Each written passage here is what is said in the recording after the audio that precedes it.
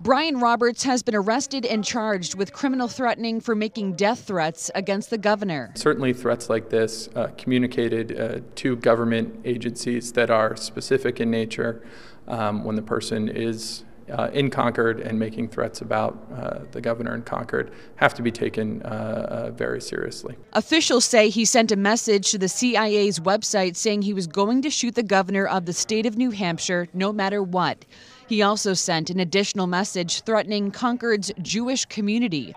Police arrested Roberts at a soup kitchen where he was questioned by police. The investigation is still ongoing, not just the criminal investigation, but also an investigation as to whether or not there were any violations of New Hampshire Civil Rights Act. So I can't foreclose that possibility. I can just say the investigation's ongoing. Newly released court documents say Roberts has told police he is schizophrenic and believes the government has a GPS tracker on him. Police tell us he's been questioned by the FBI in Seattle in connection to similar emails to the government. The community is certainly feeling a sense of relief that he has been apprehended. But members of the Temple Beth Jacob in Concord tell us that does not mean they're letting their guard down. We don't know who he may have influenced, who may have been influenced by him. We don't know if he's part of a network. We don't know any of these kinds of things.